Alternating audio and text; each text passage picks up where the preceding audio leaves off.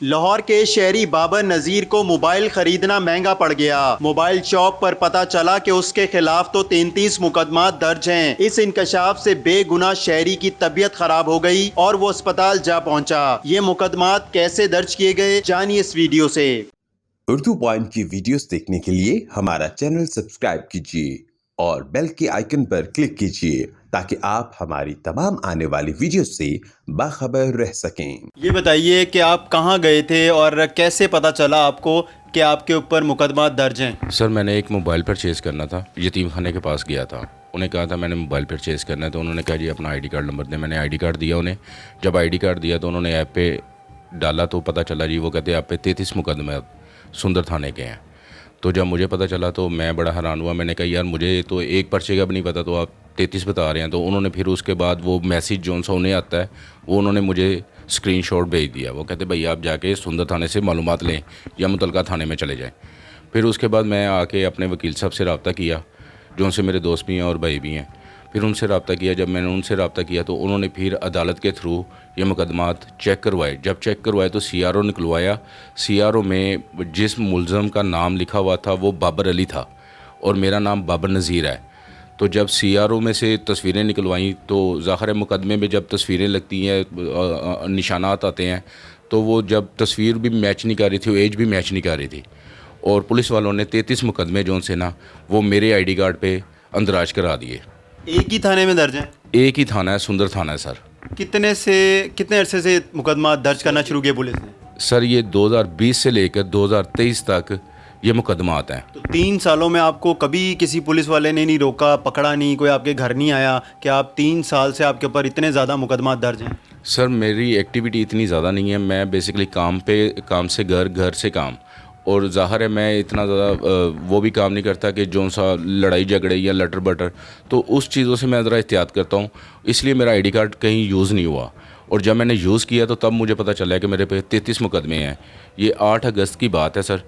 तो जब 8 अगस्त को मुझे पता चला तो उस वक्त मेरी फिर ज़ाहिर है मुझे पता चला जब 33 पर्चे हैं मेरे पे तो मेरा BP शूट कर गया। उसके बाद मैंने फिर 1-2 दिन ज़ाहिर है फिर डॉक्टर के पास जाता रहा।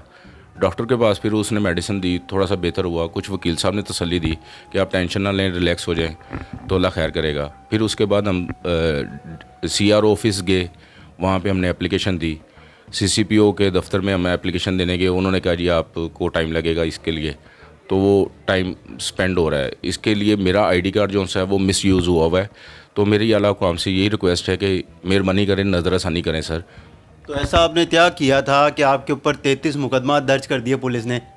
एक मुकदमा हो, 2, 3 और डायरेक्ट ही 33? सर बेसिकली मैंने कुछ नहीं किया था। ये तो पुलिस वाले बताएंगे कि सर उन्होंने किस वक्त मुझे पकड़ा और किस टाइम।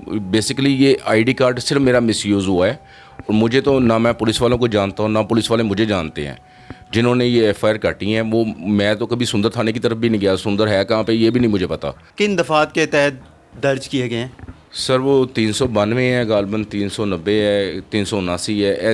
इस तरह के सारे जो से ना वो FIR सारी इसी तरह की हैं। चोरी डकैती करते थे आप? सर मैं तो कारोबार आदमी हूँ, छोटा सा बिज़नेस कर रहा हूँ, तो मेरे तो इल्म भी नहीं है। ये तो 3 साल से ज़ाहिर मैं फिर रहा हूँ, घूम रहा हूँ। अगर मेरे पे FIR होती तो मैं तो कहीं जा भी नहीं सकता था।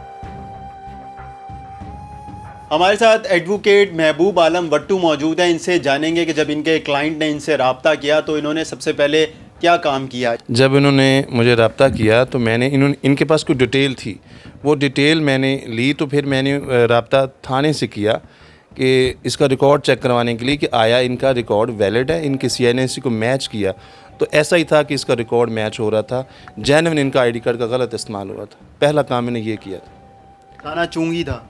थाना सुंदर था। थाना सुंदर में सारे मुकदमा दर्ज? थाने सुंदर में सारे मुकदमा दर्ज। उसके बाद क्या हुआ? उसके बाद फिर मैंने इसके सारा रिकॉर्ड जो है ना वो मैंने फिर अदालत से सारा रिकॉर्ड इसका चेक किया।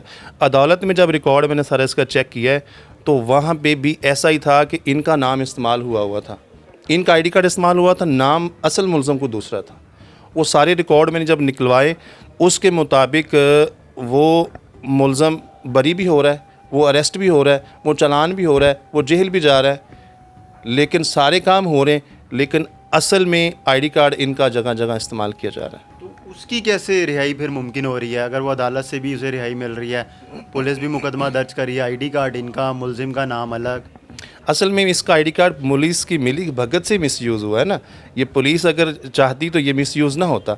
ये तो पुलिस जिसने इस्तेमाल किया, जब डीएसपी सीआरओ या एसएसपी सीआरओ इंक्वायरी करेंगे, उनको तलब करेंगे कि आपने ये क्या ब्लंडर किया। तो आप पुलिस के पास गए थे?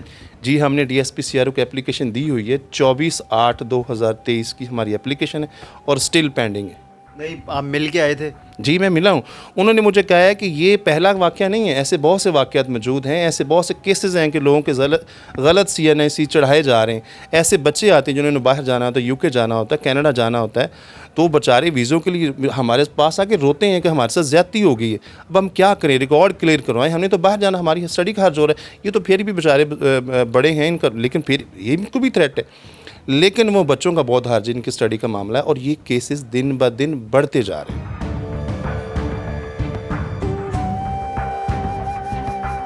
हमारे साथ SP CRO आफ्ताब फुल्ला रवान मौजूद हैं। इनसे बात करेंगे कि कैसे लोगों के ऊपर झूठे मुकदमात दर्ज हो रहे हैं।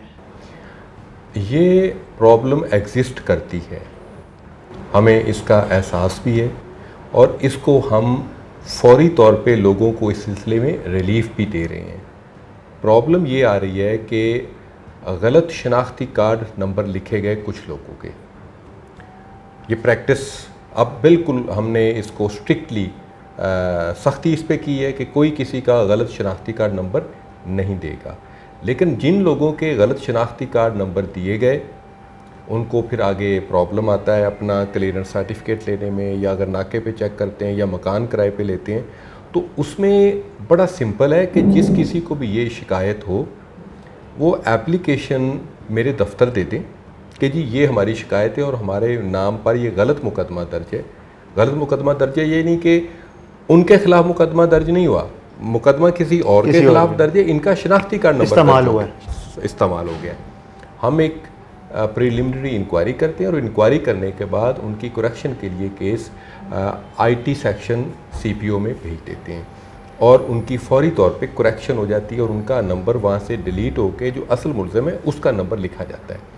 ये इसमें मल्टीपल रीज़न्स हैं, क्लैरिकल मिस्टेक्स भी हैं, किसी की गलती की वजह से भी हो गया, कुछ ऐसे भी हैं कि जिसमें तफ्तीशी ने गलत शनाख्ती कार्ड नंबर दे दिया, तो अब हम उनको दुरुस्त कर रहे हैं। ये कैसे होता है कि जिस तरह भी आपने कहा तफ्तीशी से अगर गलती उसने ID कार्ड नंबर किसी का, नाम किसी का, ये कैसे हो जाता है?